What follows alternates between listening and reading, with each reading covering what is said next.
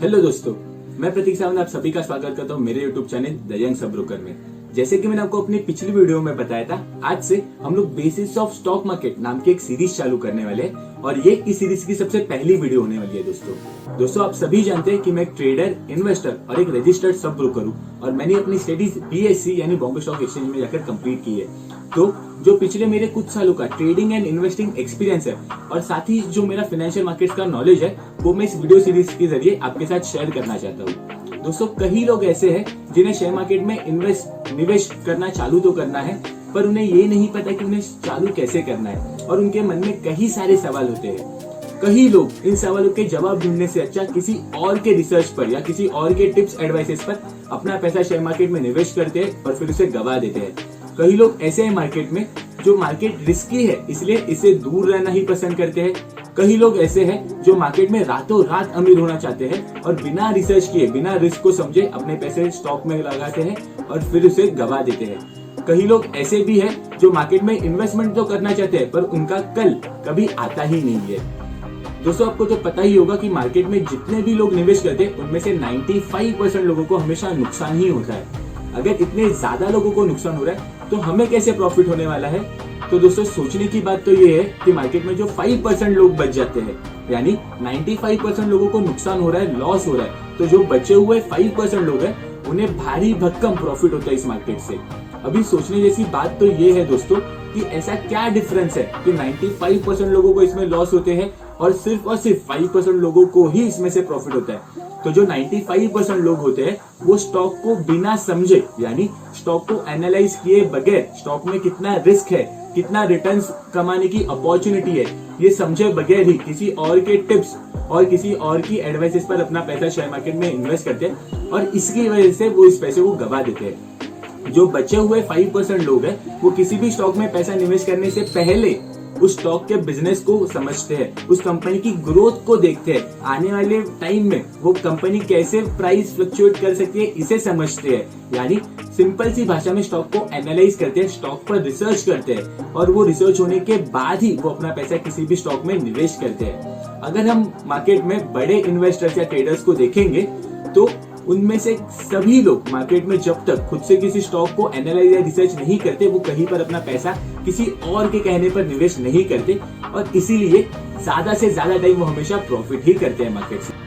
दोस्तों, अगर आप भी स्टॉक मार्केट में हैं तो आपके भी मन में कई सारे सवाल होंगे, जैसे स्टॉक मार्केट में इन्वेस्टमेंट कैसे चालू करना है, स्टॉक्स को खुद से ही कैसे एनालाइज करना है, क्या स्टॉक मार्केट इन्वेस्टमेंट हर किसी के लिए है या कॉमर्स बैकग्राउंड होना जरूरी है, स्टॉक मार्केट में इन्वेस्ट करने के बाद कितना रिस्क होगा, कितने रिटर्न्स हम कमा सकते हैं, मार्केट में इन्वेस्ट करने के लिए मिनिमम कितना अमाउंट होना चाहिए, स्टॉक मार्केट का नाम क्यों खराब है।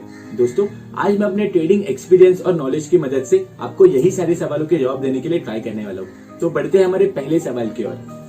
How to start investment into share market. Share market में इन्वेस्टमेंट को कैसे स्टार्ट करना है। दोस्तों, अगर आप स्टॉक मार्केट में नहीं है तो मैं आपको सजेस्ट करूंगा कि आपको म्यूचुअल फंड से शेयर मार्केट में इन्वेस्टमेंट स्टार्ट करना चाहिए। म्यूचुअल फंड में हम स्टॉक्स में ही पैसे इन्वेस्ट करते हैं, हम हमारे पैसे एक प्रोफेशनल फंड मैनेजर के हाथ में देते हैं और वो हमारे बिहाफ पर स्टॉक्स को एनालाइज करता है, रिसर्च करता है और उसी के बाद स्टॉक्स में बाइंग एंड सेलिंग करता है। इसमें कम रिस्क होता है क्योंकि एक प्रोफेशनल फंड मैनेजर हमारे पैसे हैंडल करता है। तो हमें बेसिकली सिर्फ और सिर्फ हमारे पैसे इन्वेस्ट करने हैं म्यूचुअल फंड में और म्यूचुअल फंड के फंड मैनेजर हमारे पैसे स्टॉक्स में इन्वेस्ट करने वाले। दूसरा तरीका है दोस्तों कि हम स्ट्रेट अवे डायरेक्टली किसी भी स्टॉक्स में हमारे पैसे निवेश करें, पर किसी भी स्टॉक में पैसे निवेश करने से पहले हमें उस स्टॉक की पूरी जानकारी होनी चाहिए, जैसे कंपनी का क्या बिजनेस है, कंपनी के प्रॉफिट्स में ग्रोथ है नहीं है, कंपनी का मार्केट शेयर कैसा है, कंपनी के प्राइस चार्ट्स कौन सी ओर जा रहे हैं। दोस्तों, अगर आपको नहीं पता स्टॉक्स को कैसे एनालाइज करना है तो मैं आपको रेकमेंड करूंगा कि आप अपने रजिस्टर्ड ब्रोकर या एडवाइजर से स्टॉक्स को आइडेंटिफाई कीजिए और उसके बाद उस पर रिसर्च करने के बाद ही आप अपना पैसा स्टॉक मार्केट में निवेश कीजिए। तो दोस्तों, अब बढ़ते हैं हमारे दूसरे सवाल की ओर, जो है हाउ टू एनालाइज स्टॉक्स, यानी हमें स्टॉक्स को कैसे एनालाइज करना है। दोस्तों, जब कभी हम मार्केट में किसी भी स्टॉक को खरीदना चाहते हैं तो वो करने के लिए हमें उस स्टॉक को एनालाइज करना जरूरी है और किसी भी स्टॉक को एनालाइज करने के लिए हमें ये जानना जरूरी है कि हम इस स्टॉक में कितने टाइम तक अपना पैसा निवेश करने वाले हैं। ऐसे तो मार्केट में दो तरह के प्लेयर्स हैं, एक को हम इन्वेस्टर कहते हैं, एक को हम ट्रेडर कहते हैं। जो इन्वेस्टर होता है दोस्तों, वो किसी भी स्टॉक को खरीदने के बाद लंबे समय तक वो अपने पास रखता है और इसीलिए वो फंडामेंटल एनालिसिस की मदद लेता है। फंडामेंटल एनालिसिस में दोस्तों हम किसी भी कंपनी की balance sheet, profit and loss statement, cash book, notes to account ऐसे फाइनेंशियल स्टेटमेंट्स को देखते हैं। पिछले कुछ सालों में कंपनी ने कैसे ग्रोथ की है ये देखकर आने वाले टाइम में कंपनी कैसे परफॉर्म करेगी इसे एंटिसिपेट करते हैं और उसी के बाद उस स्टॉक को हम जाकर खरीद। वही जो ट्रेडर होता है दोस्तों वो किसी भी स्टॉक को छोटे अवधि के लिए खरीदता है और स्टॉक के प्राइस में आने वाले उतार चढ़ाव का फायदा लेने के लिए और उसी से पैसा कमाने के लिए वो स्टॉक में अपना पैसा निवेश करना चाहता है। जो ट्रेडर होता है दोस्तों वो टेक्निकल एनालिसिस की मदद लेता है। टेक्निकल एनालिसिस में हम किसी भी स्टॉक के प्राइस चार्ट्स को देखते हैं, उसके मोमेंटम को समझते हैं, उसमें पैटर्न्स को आइडेंटिफाई करते हैं और आने वाले टाइम में ये स्टॉक्स कौन सी दिशा की ओर बढ़ने वाला है इसे जानने के बाद ही हम हमारा पैसा इस स्टॉक में निवेश करते हैं। तो दोस्तों जैसे मैंने कहा पहले कि हमें किसी भी स्टॉक में अगर निवेश करना है तो हमें ये जानना जरूरी है कि हम हमारा पैसा कितने टाइम तक निवेश करने वाले हैं और इसी के ऊपर तय होता है कि हम टेक्निकल एनालिसिस की मदद लेंगे या फंडामेंटल एनालिसिस की मदद लेने वाले हैं दोस्तों। तो दोस्तों अब बढ़ते हैं हमारे तीसरे सवाल की ओर। Is this stock market for everyone? क्या स्टॉक मार्केट सभी के लिए? जी हाँ दोस्तों, स्टॉक मार्केट में हर एक इंसान अपने पैसे निवेश कर सकता है।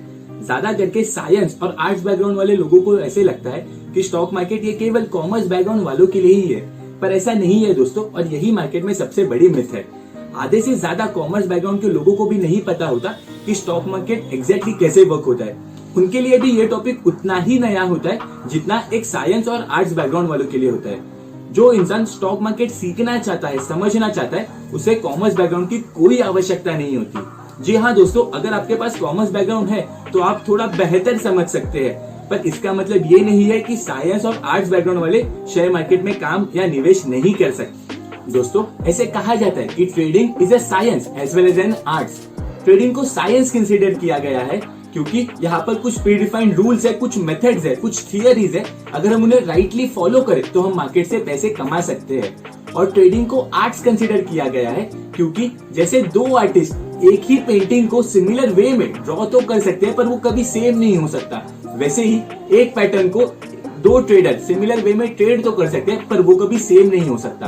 और इसीलिए ट्रेडिंग को science as well as arts consider किया गया है। तो दोस्तों अब बात करते हैं मार्केट में रिस्क कितना है इसके ऊपर। कई लोगों को लगता है कि शेयर मार्केट बड़ा ही रिस्की है और यहाँ पर पैसे निवेश करने के बाद उनके सारे पैसे डूब जाएंगे, पर ऐसा कुछ नहीं होता दोस्तों। जब कभी हम शेयर मार्केट में किसी भी स्टॉक को खरीदते हैं तो हम उस कंपनी में अपनी हिस्सेदारी को खरीदते हैं। इसी का मतलब है हमने पैसे निवेश करने के बाद अगर कंपनी अच्छा परफॉर्म करती है तो मार्केट में उस कंपनी का रेट बढ़ेगा जिससे हमें प्रॉफिट होगा। वही अगर हमने मार्केट में कंपनी को खरीदा और उसके बाद कंपनी अच्छा परफॉर्म नहीं करती तो मार्केट में कंपनी का रेट गिरेगा जिससे हमें नुकसान होगा। अगर समझिए हमने किसी स्टॉक को 100 रुपए में खरीदा है और कंपनी अच्छा परफॉर्म नहीं करती तो उसका रेट 100 रुपीज से गिरना चालू होगा, तो 100 से 95, 90, 85, 80 और पॉसिबली वो जीरो की तरफ जा सकता है, पर रातों रात वो 100 से जीरो नहीं होने वाला है। तो हमारे पैसे एक ही दिन में नहीं डूबने वाले हैं। साथ ही हमें मार्केट में स्टॉप लॉस का इस्तेमाल करना चाहिए जिससे कि हमें बड़े नुकसान ना हो। ज्यादा करके लोग मार्केट में अक्सर अपना पैसा निवेश करने के बाद स्टॉप लॉस का इस्तेमाल नहीं करते और इसी की वजह से उन्हें बड़े नुकसान होते हैं। मार्केट में जब कभी हम किसी भी स्टॉक में हमारा पैसा निवेश करना चाहते हैं तो सबसे पहले उस स्टॉक को एनालाइज करना बहुत जरूरी है और स्टॉक में पैसा निवेश करने के बाद उसमें स्टॉप लॉस लगाना बहुत जरूरी है, क्योंकि मार्केट में जब हमारे लॉस छोटे होंगे तभी हमें बड़े प्रॉफिट्स हो सकते हैं दोस्तों। तो दोस्तों अब बात करते हैं कि हमें मार्केट से कितना रिटर्न एक्सपेक्ट करना चाहिए। अगर हम बैंक के सेविंग्स या फिक्स डिपॉजिट अकाउंट में हमारा पैसा डिपॉजिट करते हैं तो एक साल बाद हमें 4 to 7% के रिटर्न्स मिलते हैं। इसी का मतलब है कि अगर आज जाकर मैंने बैंक में 1 लाख रुपीज डिपॉजिट किए तो एक साल बाद मुझे 4 to 7,000 का इंटरेस्ट मिलेगा, या फिर हम कह सकते हैं कि मुझे 4 to 7,000 के रिटर्न्स मिलेंगे।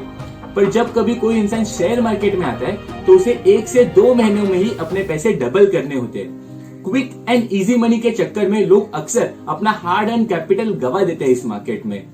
स्टॉक मार्केट की अगर हम लोग बात करें दोस्तों तो निफ्टी जो कि एनएसई का इंडेक्स है, इसने पिछले 20 सालों में लगातार ऑन एन एवरेज हर साल 14.20% के रिटर्न जनरेट करा के दिए। इस फिगर को कंसीडर करते हुए मैं आपको कहूंगा कि 15 to 18% के रिटर्न्स एनुअली हमें शेयर मार्केट से एक्सपेक्ट करने चाहिए और ऐसे स्टॉक्स में निवेश करना चाहिए जो हमें इस टारगेट को अचीव करने के लिए हेल्प कर सके। दोस्तों मार्केट में 15 to 18% रिटर्न हम कभी कभी एक ही महीने में या शायद एक ही हफ्ते में या शायद एक ही दिन में कमा भी सकते हैं, पर ऐसे रिटर्न्स हर रोज जनरेट करना पॉसिबल नहीं है और इसीलिए हमें हमारे रिटर्न एक्सपेक्टेशन ज्यादा हाई नहीं रखने हैं और साथ ही अचीवेबल टारगेट्स पर काम करना है। दोस्तों, मार्केट में कहा जाता है कि consistent profits are more sweeter than higher profits. तो दोस्तों, अब बढ़ते अगले सवाल की ओर। Minimum investment into share market. Share market में इन्वेस्टमेंट को कौन सी अमाउंट से स्टार्ट करना है? दोस्तों, ऐसे तो आप शेयर मार्केट में किसी भी अमाउंट से ट्रेडिंग को स्टार्ट कर सकते हैं। फंड का ऐसा कोई स्पेसिफिक रिक्वायरमेंट नहीं होता है शेयर मार्केट में। अगर आप चाहे तो आप 100 रुपीज से भी trading and investing stock market में चालू कर सकते हो। दोस्तों, जब आप स्टॉक मार्केट में नए होते हो तो आपको छोटे पैसे से ही मार्केट में ट्रेडिंग एंड इन्वेस्टिंग को चालू करना है, जिससे कि अगर आपको नुकसान भी होगा तो भी आप अपने ज्यादा पैसे नहीं गवाओगे। एक बार जब आप ट्रेडिंग सीख जाओगे, उसके बाद धीरे धीरे आपको अपने कैपिटल को बढ़ाना है, जिससे कि आपका प्रॉफिट भी बढ़ेगा, आपका कॉन्फिडेंस भी बढ़ेगा, साथ ही आपके लॉस होने के चांसेस मार्केट से कम हो जाएंगे। दोस्तों, अगर स्टॉक मार्केट में कोई चीज आपके पैसों से भी ज्यादा इंपॉर्टेंट है तो वो है आपका टाइम। आप जितने जल्दी स्टॉक मार्केट में इन्वेस्टिंग चालू करोगे उतने ही ज्यादा रिटर्न्स कमा पाओगे। इसे हम एक एग्जांपल की मदद से समझते हैं। मिस्टर एक्स और मिस्टर वाई, ये दोनों ही 20 इयर्स की एज में, जिन्होंने रिसेंटली अपनी स्टडीज को कंप्लीट करके जॉब ज्वाइन किया है, दोनों को भी करंटली 10,000 रुपीज पर मंथ की सैलरी मिल रही है। अब मिस्टर एक्स सोचते हैं कि मैं अपने रिटायरमेंट के लिए अभी से मार्केट में छोटी अमाउंट से इन्वेस्टमेंट स्टार्ट करूंगा। इसीलिए वो एवरी मंथ मार्केट में 1,000 रुपीज इन्वेस्ट करेंगे और ऐसा वो अगले 40 इयर्स के लिए करने वाले हैं। अगर उन्हें 15% के रिटर्न्स ऑन एन एवरेज मिलते हैं एवरी ईयर, तो 40 इयर्स के बाद उनका कॉर्पस बन जाता है 3 करोड़ 14 लाख रुपीज। वही अगर हम मिस्टर वाई की बात करें तो वो सोच रहे कि करंटली मेरी सैलरी कम है और फ्यूचर में जब मेरी सैलरी बढ़ेगी तब मैं बड़े अमाउंट से शेयर मार्केट में निवेश करना चालू करूंगा। 10 साल बाद जब मिस्टर वाई की सैलरी बढ़ जाती है तब वो 2,000 रुपीज एवरी मंथली मार्केट में इन्वेस्ट करना चाहते हैं और ऐसा अगले 30 साल के लिए वो इन्वेस्ट करने वाले हैं।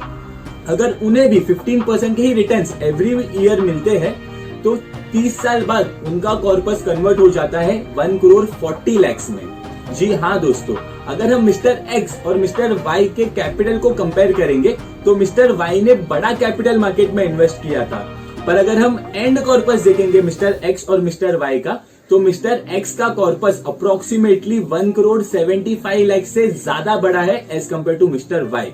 दोस्तों, जैसे मैंने पहले भी कहा आपको कि स्टॉक मार्केट में अगर कोई चीज आपके पैसों से भी ज्यादा इंपॉर्टेंट है तो वो है आपका टाइम, और इसीलिए आप स्टॉक मार्केट में जितने जल्दी निवेश करना चालू करोगे उतने ही ज्यादा और बेहतर रिटर्न्स आप कमा पाओगे। अब बढ़ते वीडियो के आखिरी सवाल की ओर। Why does stock market have a bad name? Stock market का नाम क्यों खराब है? दोस्तों, अक्सर आपने अपने फ्रेंड्स, फैमिली मेंबर्स, रिलेटिव से ये बात सुनी ही होगी कि स्टॉक मार्केट एक सट्टा बाजार है, इसमें सारे पैसे डूब जाएंगे, ये काफी रिस्की होता है, तुम्हें इससे दूर रहना चाहिए। फिर भी आप ऐसे कुछ लोगों को जानते ही होंगे जो इसी स्टॉक मार्केट से पैसे कमा रहे हैं। अब आपके मन में कंफ्यूजन है क्योंकि आपने स्टॉक मार्केट के बारे में काफी नेगेटिव बातें सुनी है। वही आप उन फेमस इन्वेस्टर्स को भी जानते हो जिन्होंने इसी स्टॉक मार्केट से करोड़ों रुपए कमाए हैं। अब आखिर आपको क्या करना है? क्यों इस स्टॉक मार्केट का नाम खराब है? दोस्तों, जैसे मैंने आपको इस वीडियो की स्टार्टिंग में बताया था, जितने भी लोग स्टॉक मार्केट में निवेश करते हैं 95% लोगों को हमेशा नुकसान ही होता है। अब अगर 95% लोगों को नुकसान हो रहा है तो वो 95% लोग इस स्टॉक मार्केट के बारे में अच्छी बातें थोड़ी ना कहने वाले हैं। साथ ही में दोस्तों, पहले के दशकों में इंडियन स्टॉक मार्केट्स में काफी स्कैम्स हुए जिसकी वजह से निवेशकों ने बड़े नुकसान झेले हैं। पर दोस्तों, जब से सेबी फॉर्म हुआ है, securities and exchange board of India, जो कि एक पुलिस की तरह काम करता है शेयर मार्केट के चोरों को पकड़ने के लिए, तो दोस्तों जब से सेबी फॉर्म हुआ है तब से शेयर मार्केट काफी रेगुलेटेड वेज में वर्क करते हैं और तब से स्कैम करने के चांसेस काफी कम है, या मैं कहूँ तो नेक्स्ट टू जीरो ही है। दोस्तों, आशा करता हूँ कि आपके मन में स्टॉक मार्केट से जुड़े जो भी बेसिक सवाल थे उसके जवाब आपको इसी वीडियो में मिल गए होंगे। अगले वीडियो में हम लोग बात करने वाले हैं कि स्टॉक मार्केट क्या होता है और कैसे वर्क करता है। अगर आपको इस वीडियो से जुड़े कोई भी डाउट्स रहेंगे तो आप मुझे नीचे कमेंट सेक्शन में जरूर पूछेगा। साथ ही अगर आपको ये वीडियो पसंद आई तो वीडियो को लाइक जरूर कर देना, चैनल को सब्सक्राइब कर देना और नीचे दिए बेल आइकन पर क्लिक करना, जिससे कि आपसे हमारा कोई भी नेक्स्ट वीडियो मिस ना हो। दोस्तों, till then, happy trading and investing.